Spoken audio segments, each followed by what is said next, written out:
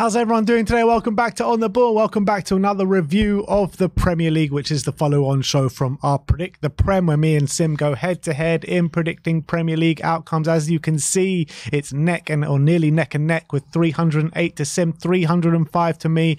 And the way the scoring works, it's 5 points for a completely correct score. Now, 1 point for a correct result. And the star man, once you pick him, you can't pick him again for the rest of the season. And it's 5 points for a goal, 2 points for an assist. And let's get into the weekend's action. A lot of points were gained this weekend. Let's see who came out on top. And we're starting off with Brentford against Chelsea, which finished by 2-2. Sim went for 2-2 and he got a 5-pointer. I went for 3-1 to Chelsea and I got 0 points, and overestimating Chelsea once again. But look, Chelsea go 1-0 up by half-time. Nicholas Jackson, I think he missed a couple of gilt-edged chances before he did put that ball in the back of the net. And they're going into the break 1-0 up, and you're thinking, all right, is this going to be a bit of a routine win for Chelsea? But it was anything but that, because Brentford came out the stronger in the second half. They got the 2 goals with 20 minutes to go, and then Disasi just about gets the equaliser with 10 minutes to go.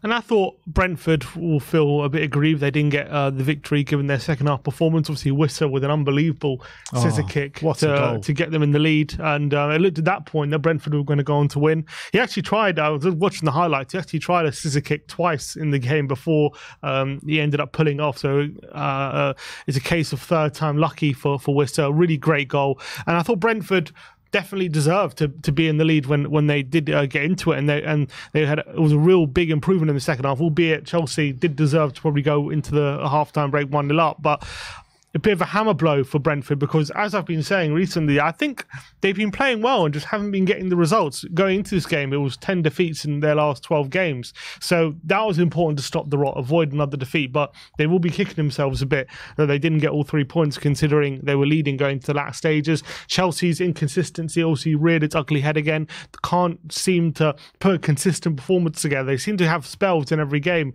but they can't seem to maintain control of it. And that was the case again in this game. But from Brentford's point of view, it's a good point, because obviously Luton ended up losing, and that puts them 6 points clear of the drop zone, so alleviating those fears a bit more, but still worrying that they can't seem to get those victories.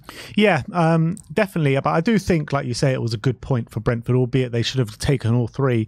But in terms of the relegation, look, they are still in trouble. It is only 6 points with Luton having a game in hand, but they are kind of, I wouldn't say they're pulling away, but they're the least likely, I would say, out of the teams to go down. I think they're playing well. I think that maybe they've been playing against some really tough opponents, and once if they play teams maybe start to play in the bottom half, maybe they'll start to get more consistent results. Because right now, I was watching them consistently in every game. They are playing well and they're really in the game, but it's going against them at the moment. But I think they keep playing the way they're playing, they'll be good enough to stay up. And we got to talk about the Chelsea fans in this game, because they were booing Pochettino. They were hurling abuse at him all game, singing Jose Mourinho's name. Pochettino even spoke about it after the game, saying, I feel like he was saying that he doesn't have the support of the Chelsea fans and stuff like that. Do you feel like the writing's on the wall for Pochettino a bit? Well, I read reports from Jacob Steinberg, who's from the Telegraph, very reliable. He said Pochettino's job is very reliant on whether they get European football next season. At the time of recording, they're 11th place. They do have a game in hand, but they're at the moment 6 points off 7th place West Ham, which would be the nearest place for European football. So that's 4 places behind at the moment. So it does seem a remote possibility at the moment. They are going to be playing European football, considering their inconsistency. And even if they do, like, we're talking about Conference League, we're not even talking about Europa League. So whether that would be good enough for the management, who knows? I do think it's becoming increasingly unlikely we're going to see him in next season, to be honest. Yeah. Do you feel like that's the right move for Chelsea? Even if they finish in mid-table? To be honest, I just think it's a poisonous situation. I don't think they ever should have hired him. They should have gone for someone who didn't have these connections to Tottenham. The fans are holding it against him consistently. Every bad result, they're just calling him, oh, he's got too much Tottenham in him, all this kind of stuff.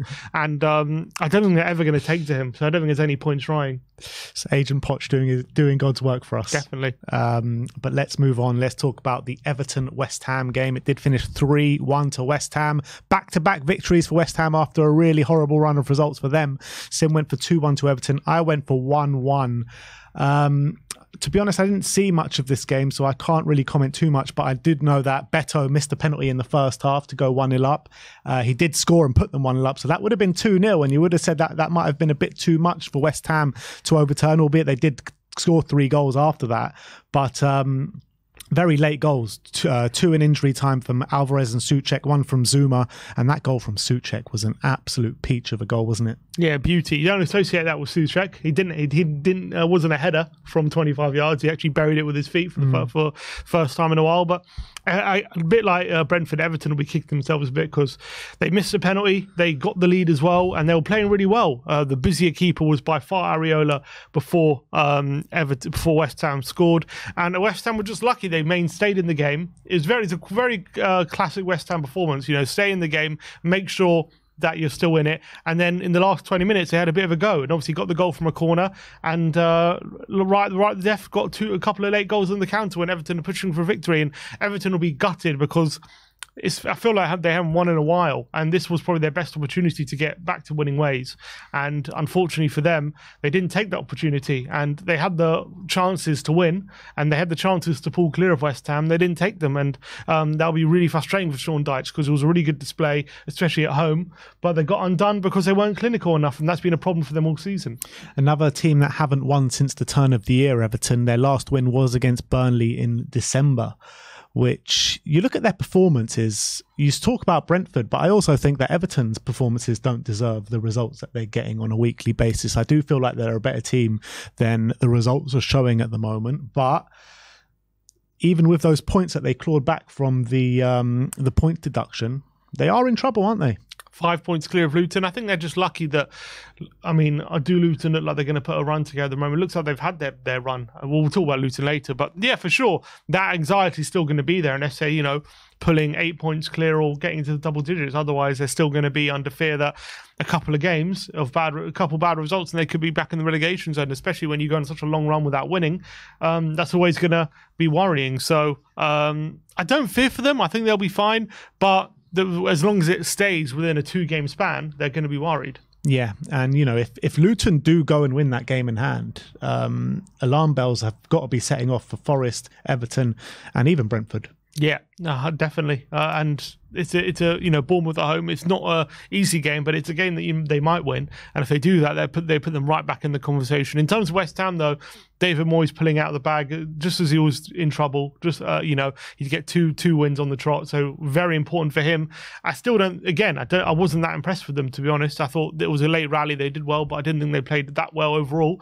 But who am I to say they got all 3 points? Yeah, it seems like all they need is Lucas Paquetá because he's come back, and the 2 games he's come back, they've won 2 games. And if you remember when they were last on form, it's just before he got his injury as well. So he seems to be the glue in their team at the moment. Next up is Fulham against Brighton. Fulham won by 3-0. Sim went for 1-1. I went for 2-1 to Fulham. The game kind of panned out how I expected it to, with Brighton having all the possession, all the play, and Fulham just picking them off, really.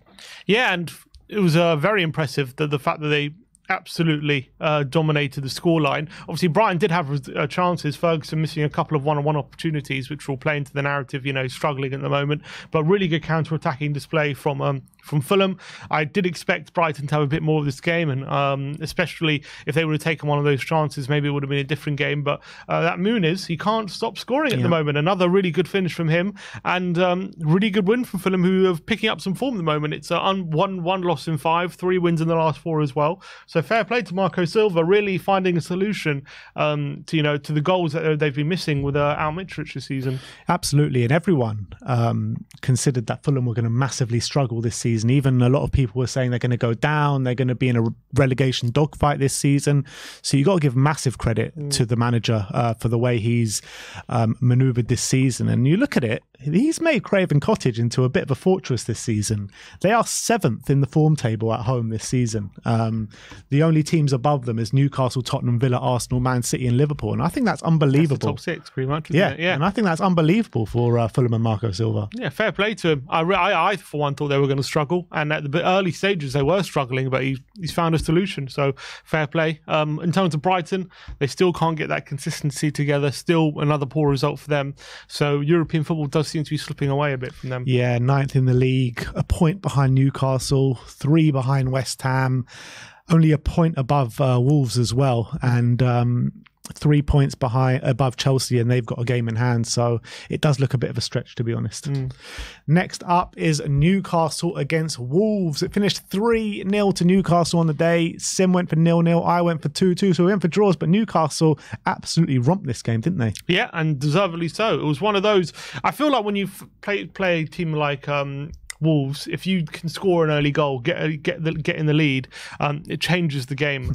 Didn't happen when we went to Molineux, did it? No, well, yeah, that was different, but especially when they're away from home, I think it makes a big difference because their game plan goes out the window, and that's exactly what happened. Isaac gets an early goal, bit of luck with it, but he gets an early goal, and Newcastle kind of went from strength to strength, and they needed that result because they've been massively struggling. Eddie Howe's been under massive pressure and facing a difficult Wolves team who have been in really great form since the turn of the year.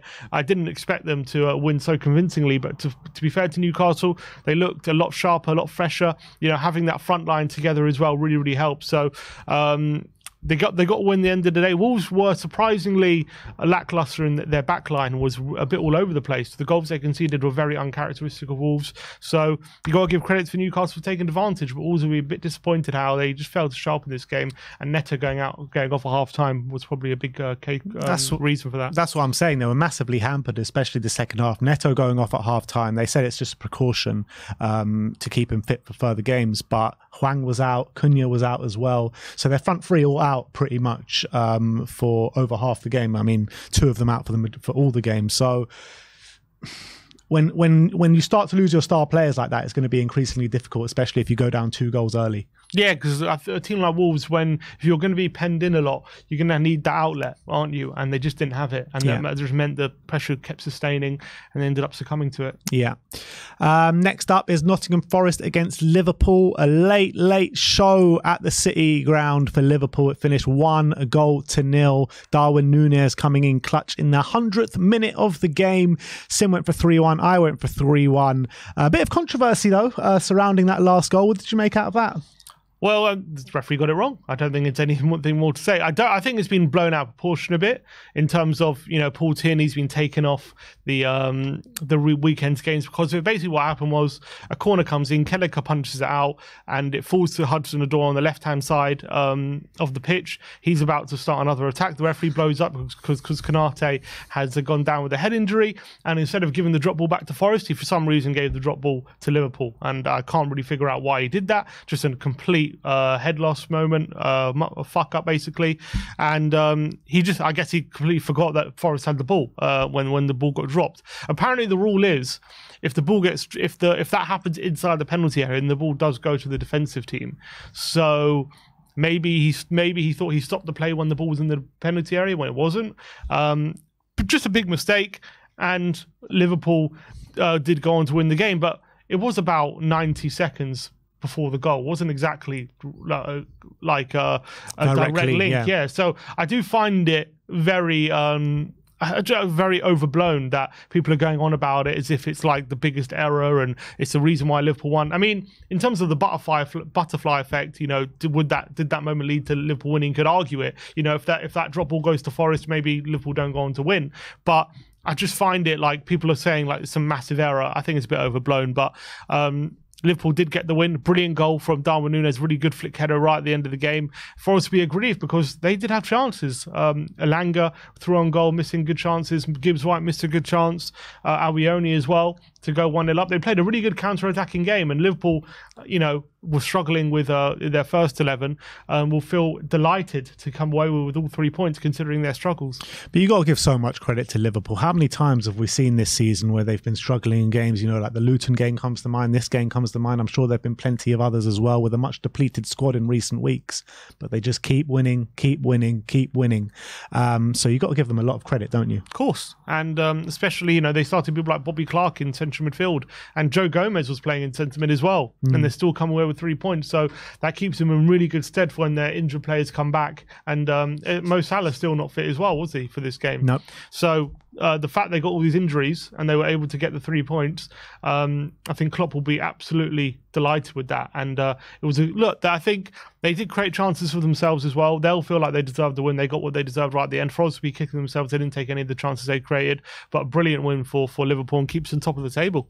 Yeah, we'll talk about the title race a bit later on after we look at the Arsenal game. But let's go on to the Tottenham Crystal Palace game. 3-1 in favour of Tottenham. Sim went for 2-1. I went for 3-2. And as always with Tottenham, it seems to be somewhere in the middle of both of our predictions. It did finish 3-1. And I thought it was a heavily dominant display by Tottenham from start to finish, to be honest. Yes, in the first half and for a lot of periods in the second half, we could have been more creative, but it was very hard against the Palace side that sat in a very deep block and made it very difficult for Spurs to break them down. But even so, Spurs had their chances. You know, Timo Werner in the first half nearly rounded the keeper. Sonny hits the post. And then we finally broke that wall down and then we got 3 goals late on in the game. And I think it was 11 or 12 minute stretch, which Spurs like to score in their clusters this season, especially at home. But I thought it was a very much deserved victory for Spurs. Yeah, we controlled the game. I think we dominated Palace. Obviously a very well-organised Palace team now managed by Glasner, who obviously coming off the back of a victory in his first game against Burnley last weekend and was coming into his game in high in confidence. Even Aneze was back in the team as well. And when they were 1-0 up, that, you know, at that point with half an hour to go, considering how hard it's been to break them down during the game, you're thinking, are Tottenham going to drop points here? You're starting to get worried. But the team again showed character, never stopped believing, got back in the game with 10 minutes to go and ended up getting the victory with some really well-worked goals, especially the second one. Brilliant play from Maddison to play into Romero. Brilliant header from him. And Spurs ended up with the victory. I thought Son had a great game in the number 9 position as well. He ended up getting the goal that his play deserved. And Spurs kept that win to keep pace with Aston Villa. So really, really important win for them. And it would have been a game where, you know, on another day, they could have dropped points. So I'm absolutely delighted they got the win they deserved and they move on. Absolutely. And the top 4 race is really heating up. And talking about the top 4 race, let's talk about Villa before we go into the nitty gritty of the top 4 race. They won by 3-2 at Kenilworth Road against Luton. We both went for 2-1 to Villa. But what a game this was. Villa go take the lead 2-0 by half time. Luton came out firing in that second half, didn't they? Getting 2 goals back. And then it's an all familiar story for Luton. This has happened so many times this season where they fought their way back into games quite admirably well.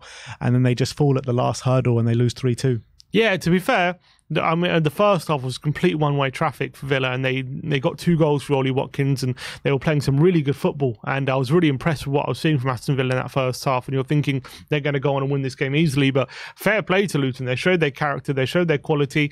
They forced a couple of goals from set pieces, and Villa were really under the cosh, really struggling. And it looked like if anyone was going to go and win it, it was going to be Luton because they had some chances. I think Chong had a chance late on. Morris had a header that he should have been putting away, and you just after that moment you're feeling, are they going to be left to rue those missed chances? And that's exactly what happened. Luka Dean, right at the death against the run of play, got the winner for Aston Villa. And now what a big goal that is, because if they would have seen Tottenham winning and drop points going into the big game next week at Villa Park, Tottenham versus Aston Villa, that would have been a really momentum killer for Aston Villa going into that game. But the fact they got that late winner sets that game up perfectly for them. And that just means if they get that win, that points difference is going to increase massively for them. And it sets up what a massive game that is next week in the top 4 race. Yeah, 5 points in it with Spurs having a game in hand going into the game at Villa Park.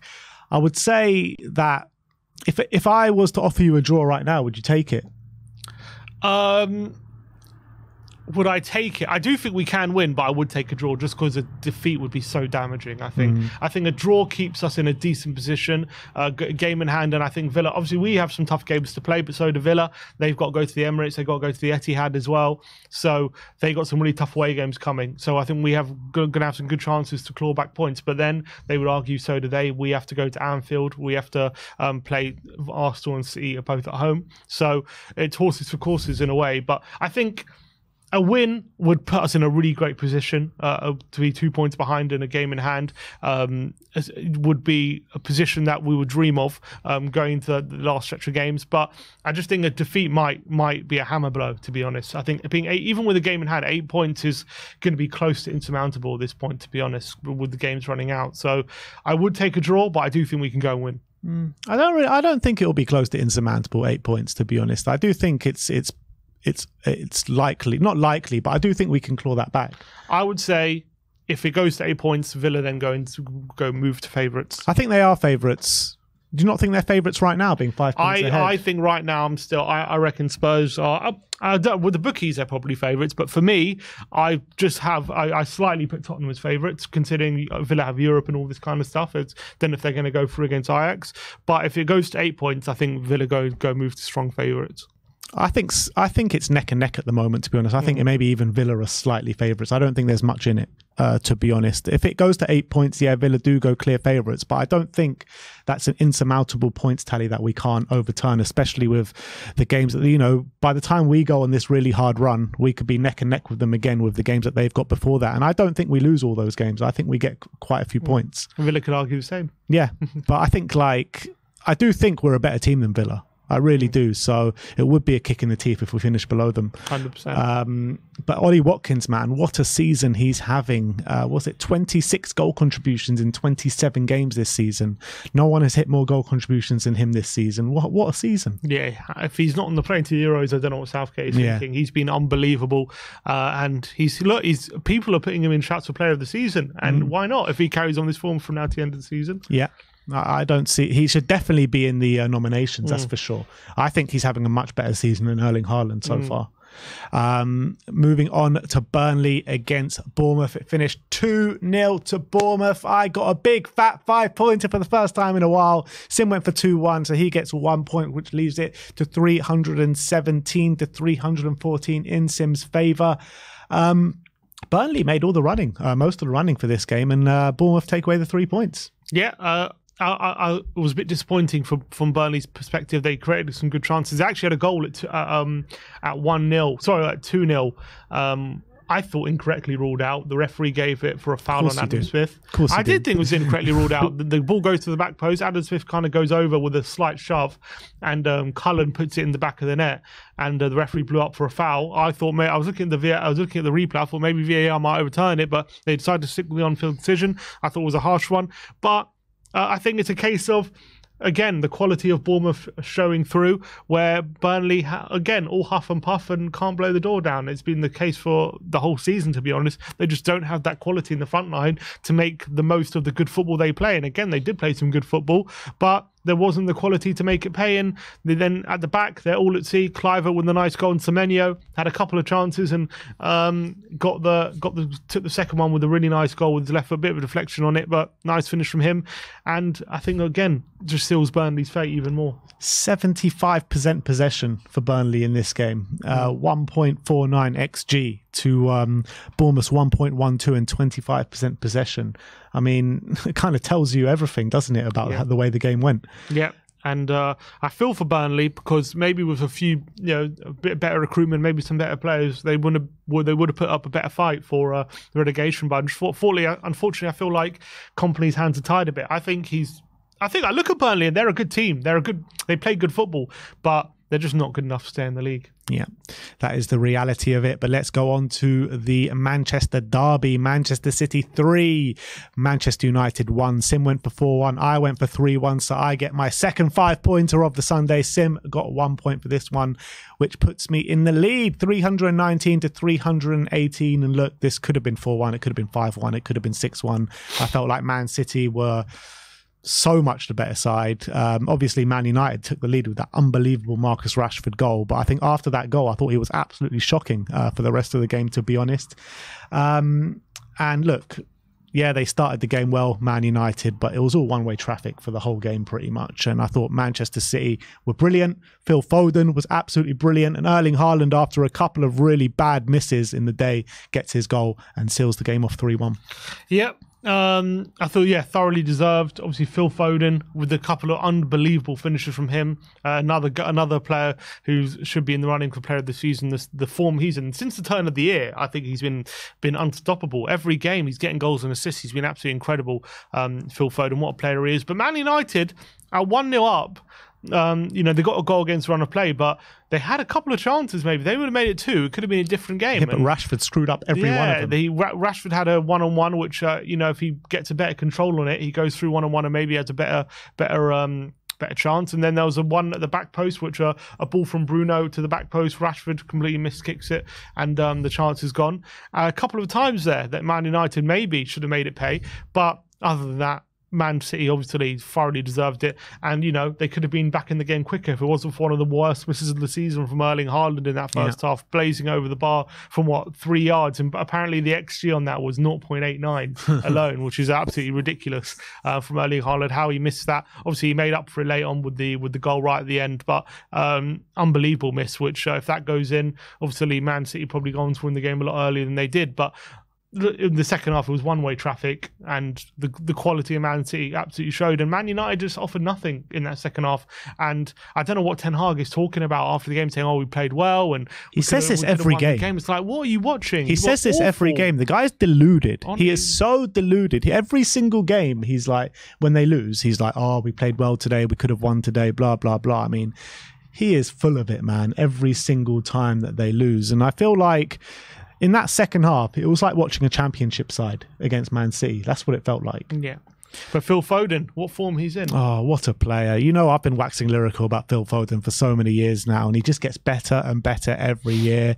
And every year the question comes up, like, how is Phil Foden going to get into this Man City side with all the talent that they have? Because we know the quality of the man, but there's always seemed to be people ahead of him in the pecking order. But this season, he is fully ingrained in that starting 11, and he's showing us why. Yeah, incredible. What an incredible season he's having. I'm trying to get how many goals now and assists he has. He's got 4 goals. No, it's 11 goals and 7 assists. 11 goals. What a player. What a season. That's in the Champions League. He has 4 goals. So, I mean, that's 15 goals. He's going to hit 20 goals in all competitions probably. Unbelievable player. And if Southgate doesn't start him in the Euros, I swear.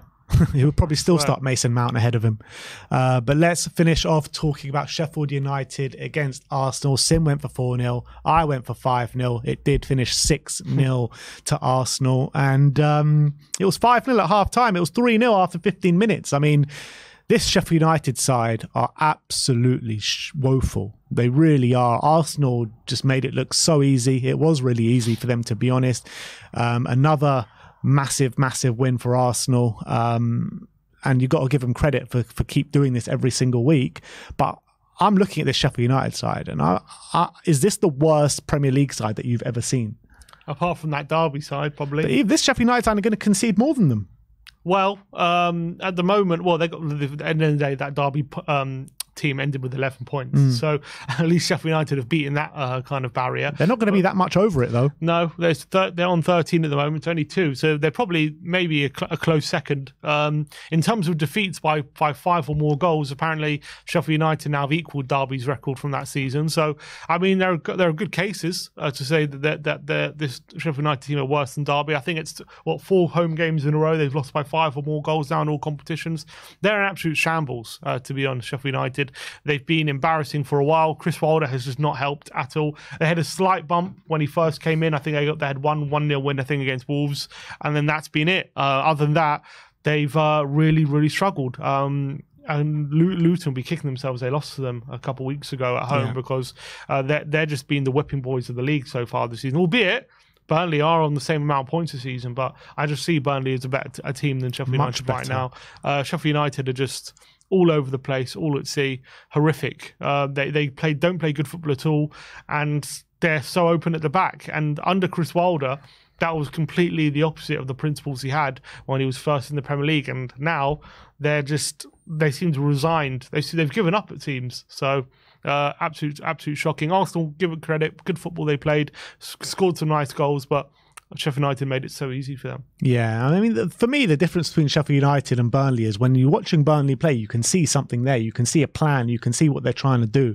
They do get unlucky sometimes in games. Sheffield United, there's just nothing to go on. Literally nothing to go on. They just get battered week in, week out, and they are a championship championship team at best for me.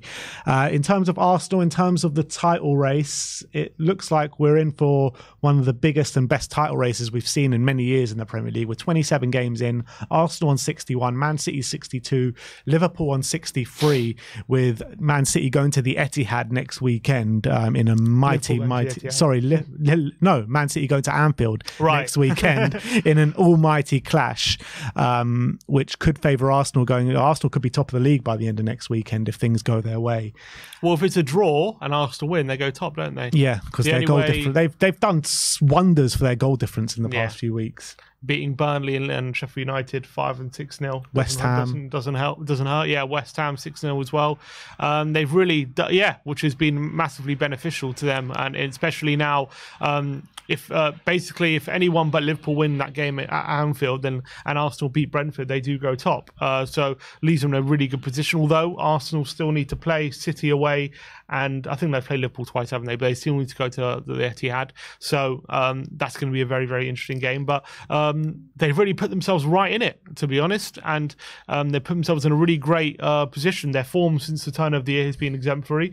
They barely concede a chance. They score loads and loads of goals. So you've got to give them credit, albeit, yes, their big wins, I think 5-0 against Palace under Hodgson, 6-0, 5-0 against Burnley, and 6-0 against Sheffield United.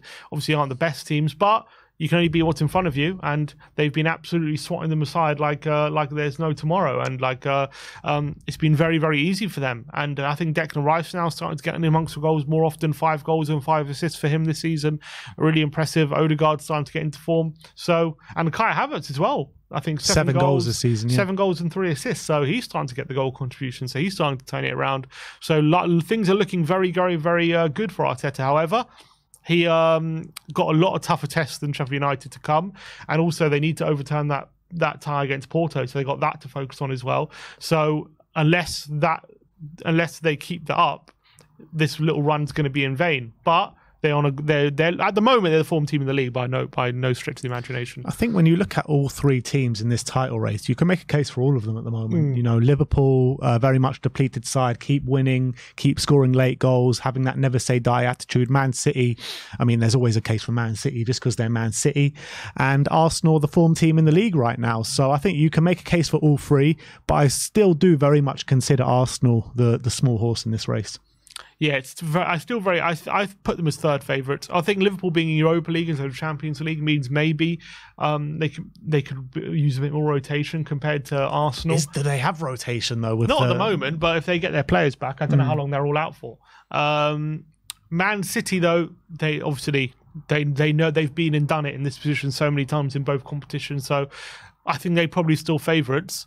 I'll tell you, City favourites, Liverpool second, and then Arsenal third still. But if Arsenal do go out to Porto, in a weird way, that would be really beneficial to their title Bigger race. Fish to fry. Maybe that's what I would say. I do look at Arsenal though, and yes, they're playing unbelievably well, and yes, they're the form team in the league. They're battering teams week in, week out. I do kind of feel they're peaking a bit too early though, in terms of a title race. I think they're coming into form at the perfect time. I think the perfect time to come into form like this is probably April time. No, because I think last season they started like a house on fire, then they burnt out. This season's been different. They didn't. I can't see them keeping up this form right until the end of the season. But they're only just hitting it with 10 games to go. I think it's the perfect time to start hitting this form. I feel like they're going to run out of gas at some point. Maybe, but they haven't been. I'm saying they haven't been playing this way for the whole season. Yeah. I know. I think since the turn of the year, they've been absolutely battering teams week in, week out. I don't think this form is going to last from the end till the end of the season. No, it won't, because they've got tougher games. But I don't think it's because they've been playing well now. But you look at the Man City's next 3 games. They go to Anfield.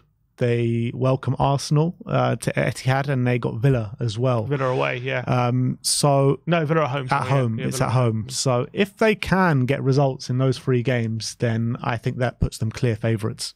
Yeah, if they come away from that with 7 points, they'll win the league, no doubt. Agreed. All right, so let's move on to the star men. Sim went for Erling Haaland. A bit of a disappointment for him because he thought probably a hat-trick was in the offing. Look, last season Haaland didn't get me anything, so I'll who did you have him against last season? I think it was like Forest at home, and he got nothing. It was like one of the only games he didn't score in, so I'll take the goal. Yeah, so Sim went for Erling Haaland, scored in the last few minutes, didn't he, to get Sim a goal, but also got me the 5 pointers. So a bit of a double-edged sword, that one. I went for Cole Palmer, very disappointing, only getting 1 assist against a very leaky Brentford side. But I clawed just about a point this weekend, which was unbelievable because I think you got 2 5-pointers, including the Starman, and I got 2 5-pointers on Sunday with the only games that were on Sunday. So it does finish with 324 to 322. I don't know what it is about this Predict the Prem, but we always are neck and neck right till the end of the season. There's never anyone running away with it. Yeah, it's always very, very close. That's what keeps it so exciting. No Lucas Moura to bail me out at the end of the season. Not this time. Not this time. Come on, I'm taking it home. All right, we'll see you all very soon. Thank you everyone for watching. See you next time.